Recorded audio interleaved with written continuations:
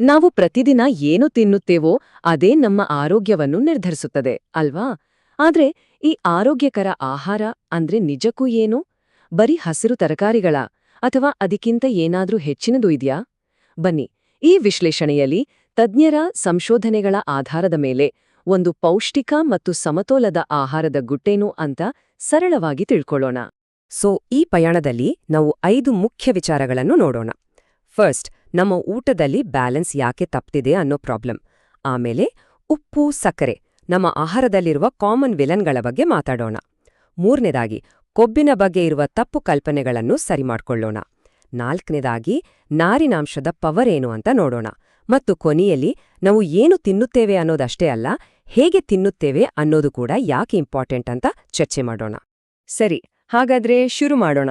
ಮೊದಲನೇ point, balance problem ಅಂದರೆ ಸಮತೋಲನದ ಸಮಸ್ಯೆ.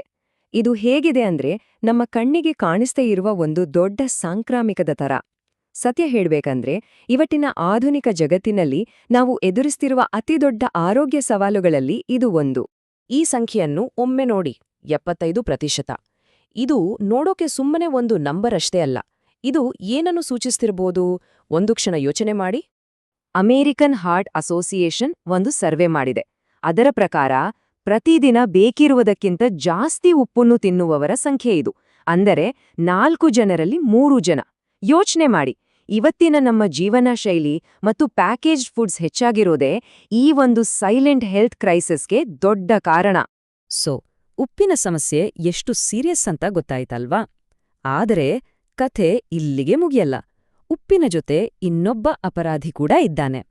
ಬನ್ನಿ, ನಮ್ಮ 2ನೇ ಭಾಗದಲ್ಲಿ ಈ ಉಪ್ಪು ಮತ್ತು ಸಕ್ಕರೆ ಇವರಿಬ್ರೂ ಸೇರಿ ನಮ್ಮ ಆರೋಗ್ಯದ ಜೊತೆ ಹೇಗೆ ಆಟ ಆಡ್ತಿದ್ದಾರೆ ಅಂತ ನೋಡೋಣ.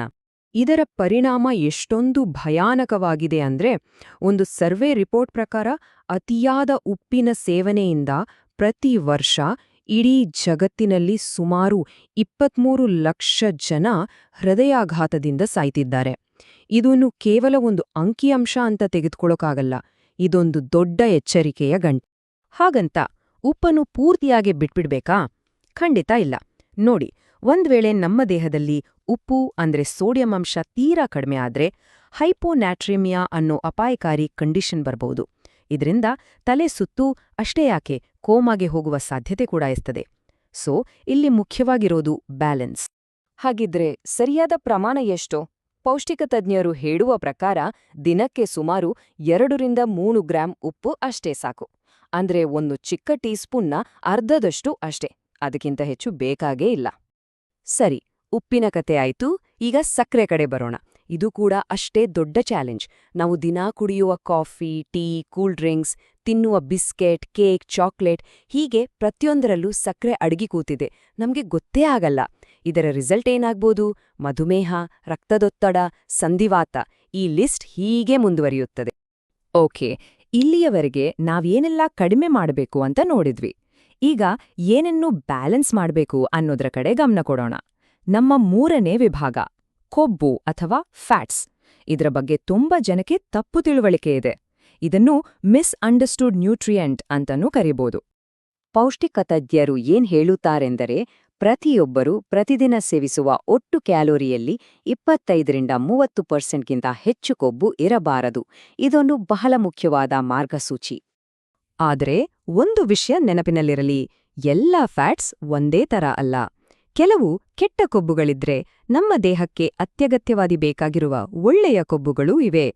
ತಜ್ಞರ ಪ್ರಕಾರ ಸಂಸ್ಕರಿಸಿದ ಸಸ್ಯಜನ್ಯ ಎಣ್ಣೆಗಳನ್ನು ಬಳಸುವುದಕ್ಕಿಂತ ಕಡಲೆಕಾಯಿ, ಎಳ್ಳೆಣ್ಣೆ, ಸಾಸಿವೆ ಎಣ್ಣೆ ಅಥವಾ ಕೊಬ್ಬರಿ ಎಣ್ಣೆಯಂತಹ ನೈಸರ್ಗಿಕ ಎಣ್ಣೆಗಳನ್ನು ಬಳಸುವುದು ತುಂಬಾ ಒಳ್ಳೆಯದು. ಯಾಕೆಂದರೆ ಇವುಗಳಲ್ಲಿ ಒಮೆಗಾ-3 ಮತ್ತು ಒಮೆಗಾ-6ನಂತಹ ಪ್ರಮುಖ ಕೊಬ್ಬಿನಾಮ್ಲಗಳು ಸರಿಯಾದ ಬ್ಯಾಲೆನ್ಸ್ನಲ್ಲಿ ಇರ್ತವೆ. ಫ್ಯಾಟ್ಸ್ ಅಂದ್ರೆ ಕೊಬ್ಬನ್ನು ಪೂರ್ತಿಯಾಗಿ ಬಿಡಬಾರ್ದು. ಅದಕ್ಕೊಂದು ಬಹಳ ಮುಖ್ಯವಾದ ಕೆಲಸ ಇದೆ. ನಮ್ಮ ಕರುಳು ವಿಟಮಿನ್ ಎ, ಡಿ, ಇ ಮತ್ತು ಕೆ ಈ ಪ್ರಮುಖ ವಿಟಮಿನ್ಗಳನ್ನು ಹೀರ್ಕೊಳ್ಳೋಕೆ ಕೊಬ್ಬು ಬೇಕೇ ಬೇಕು. ಸರಿಯಾದ ರೀತಿಯ, ಸರಿಯಾದ ಪ್ರಮಾಣದ ಕೊಬ್ಬು ನಮ್ಮ ಆರೋಗ್ಯಕ್ಕೆ ಅತ್ಯಗತ್ಯ. ಸರಿ, ನಮ್ಮ 4ನೇ ವಿಭಾಗಕ್ಕೆ ಹೋಗೋಣ. ಇದು ನಾವು ನಮ್ಮ ಆಹಾರದಲ್ಲಿ ಹೆಚ್ಚಿಸಬೇಕಾದ ಒಂದು ಸೂಪರ್ ಹೀರೋ ಬಗ್ಗೆ. ಅದೇ ನಾರಿನಾಂಶ ಅಥವಾ ಫೈಬರ್. ನಿಜ ಹೇಳಬೇಕಂದ್ರೆ ಇದೊಬ್ಬ ಅನ್ಸಂಗ್ ಹೀರೋ. ಈ ನಾರಿನಾಂಶ ಯಾಕೆ ಇಷ್ಟೊಂದು ಒಳ್ಳೆಯದು? ಮೊದಲನೇದಾಗಿ, ಇದು ನಮ್ಮ ಜೀರ್ಣಕ್ರಿಯೆಯನ್ನು ನಿಧಾನ ಮಾಡುತ್ತದೆ. ಇದರಿಂದ ಹೊಟ್ಟೆ ತುಂಬಿದ ಹಾಗೆ ಫೀಲ್ ಆಗ್ತದೆ, ಸುಮ್ಮನೆ ತಿನ್ನುವುದು ಕಡಿಮೆ ಆಗ್ತದೆ. ಎರಡನೇದಾಗಿ, ಇದು ಬ್ಲಡ್ ಶುಗರ್ ಲೆವೆಲ್ನ ಕಂಟ್ರೋಲ್ನಲ್ಲಿಡೋಕೆ ಸಹಾಯ ಮಾಡ್ತದೆ. ಹಣ್ಣು, ತರಕಾರಿ, ಮೊಳಕೆ ಕಟ್ಟಿದ ಕಾಳುಗಳಲ್ಲಿ ಇದು ತುಂಬಾನೇ ಸಿಗ್ತದೆ. ಮತ್ತೆ ಇದು ಸುಮ್ನೆ ಹೇಳುವ ಮಾತಲ್ಲ, ಇದಕ್ಕೆ ವೈಜ್ಞಾನಿಕ ಪುರಾವೆಯೂ ಇದೆ. ಮಿನೆಸೋಟಾ ವಿಶ್ವವಿದ್ಯಾಲಯದ ಒಂದು ಸಂಶೋಧನೆಯ ಪ್ರಕಾರ ಹೆಚ್ಚು ಫೈಬರ್ ಸೇವಿಸುವುದಕ್ಕೂ ದೇಹದ ತೂಕ ಕಡಿಮೆಯಾಗುವುದಕ್ಕೂ ನೇರವಾದ ಸಂಬಂಧ ಇದೆ ಅಂತ ಸಾಬೀತಾಗಿದೆ. ಆದರೆ ಇಲ್ಲೊಂದು ಎಚ್ಚರಿಕೆಯ ಮಾತು. ಮೈದಾ, ಸಂಸ್ಕರಿಸಿದ ಸಕ್ಕರೆ ಮತ್ತು ಪಾಲಿಷ್ ಮಾಡಿದ ಬಿಳಿ ಅಕ್ಕಿಯಂತಹ ಪದಾರ್ಥಗಳಲ್ಲಿ ನಾರಿನಾಂಶ ತೀರಾ ಕಡಿಮೆ ಇರುತ್ತದೆ. ಸೊ ಇವುಗಳನ್ನು ಆದಷ್ಟು ಕಡಿಮೆ ಮಾಡಿ ಹೆಚ್ಚು ಫೈಬರ್ ಇರುವ ಆಹಾರಗಳಿಗೆ ಜಾಗ ಮಾಡಿಕೊಡುವುದು ತುಂಬಾನೇ ಒಳ್ಳೆಯದು. ಇಲ್ಲಿಯವರೆಗೆ ನಾವು ತಟ್ಟೆಯಲ್ಲಿ ಏನು ಹಾಕ್ಕೊಳ್ಬೇಕು ಅನ್ನೋದರ ಬಗ್ಗೆ ಮಾತಾಡಿದೆವು. ಆದ್ರೆ ಕಥೆಯಲ್ಲಿಗೆ ಮುಗಿಯಲ್ಲ. ಅಷ್ಟೇ ಇಂಪಾರ್ಟೆಂಟ್ ಆಗಿರುವ ಇನ್ನೊಂದು ವಿಚಾರ ಇದೆ. ನಮ್ಮ ಕೊನೆಯ ವಿಭಾಗದಲ್ಲಿ ತಟ್ಟೆಯ ಆಚೆಗಿನ ವಿಷಯಗಳನ್ನು ನೋಡೋಣ. ಅಂದ್ರೆ ನಾವು ಹೇಗೆ ತಿನ್ನುತ್ತೇವೆ ಅನ್ನೋದು ನಮ್ಮ ಆರೋಗ್ಯದ ಮೇಲೆ ಹೇಗೆಲ್ಲ ಪರಿಣಾಮ ಬೀರುತ್ತೆ ಅಂತ. ನಮ್ಮ ಹಿರಿಯರು ಯಾವಾಗಲೂ ಹೇಳುತ್ತಿದ್ದರು, ಅನ್ನವನ್ನು ಕುಡಿಯಬೇಕು, ನೀರಿನ್ನು ತಿನ್ನಬೇಕು ಅಂತ. ಅಂದ್ರೆ ಚೆನ್ನಾಗಿ ಜಗಿದು ತಿನ್ನಬೇಕು. ಅದರ ಹಿಂದಿರುವ ಸೈನ್ಸ್ ಏನು ಗೊತ್ತಾ? ನಾವು ಆಹಾರವನ್ನು ನಿಧಾನವಾಗಿ ಜಗಿದಾಗ ನಮ್ಮ ಜೊಲ್ಲಿನಲ್ಲಿರುವ ಜೀರ್ಣಕಾರಿ ಕಿಣ್ವಗಳು ಆಕ್ಟಿವೇಟ್ ಆಗಿ ಆಹಾರವನ್ನು ಬಾಯಲ್ಲೇ ಜೀರ್ಣ ಮಾಡಕ್ಕೆ ಶುರು ಮಾಡುತ್ತವೆ. ಹಾಗೆಯೇ ನೀರು ಕುಡಿಯೋದಕ್ಕೂ ಒಂದು ವಿಧಾನ ಇದೆ. ಮೊದಲನೆಯದು, ನೀರನ್ನು ಒಂದೇ ಸಾರಿ ಘಟಘಟನೆ ಕುಡಿಯುವ ಬದಲು ನಿಧಾನವಾಗಿ ಗುಟುಕುಗಳಲ್ಲಿ ಕುಡಿಬೇಕು. ಯಾಕೆಂದ್ರೆ ಇದು ಜೀರ್ಣರಸಗಳನ್ನು ಡೈಲ್ಯೂಟ್ ಮಾಡುವುದನ್ನು ತಡೆಯುತ್ತದೆ. ಎರಡನೆಯದು, ಊಟ ಮಾಡಿದ ತಕ್ಷಣ ನೀರು ಕುಡಿಯುವ ಬದಲು 1 ಗಂಟೆ ಬಿಟ್ಟು ಕುಡಿಯುವುದು ಜೀರ್ಣಕ್ರಿಯೆಗೆ ತುಂಬಾ ಒಳ್ಳೆಯದು. ಆಮೇಲೆ ದಿನಪೂರ್ತಿ ಸ್ವಲ್ಪ ಸ್ವಲ್ಪ ನೀರು ಕುಡಿಯುತ್ತಾ ಇರಬೇಕು. ಇದೆಲ್ಲವೂ ಒಂದು ಶಿಸ್ತುಬದ್ಧ ಆಹಾರ ಪದ್ಧತಿಯ ಭಾಗ. ಬೆಳಗ್ಗೆ, ಮಧ್ಯಾಹ್ನ, ರಾತ್ರಿ ಹೀಗೆ ಸರಿಯಾದ ಟೈಮಿಗೆ ಊಟ ಮಾಡುವುದು ನಮ್ಮ ದೇಹದ ಬಯೋಲಾಜಿಕಲ್ ಕ್ಲಾಕ್ ಅನ್ನು ಸರಿದಾರಿಯಲ್ಲಿಡುತ್ತದೆ.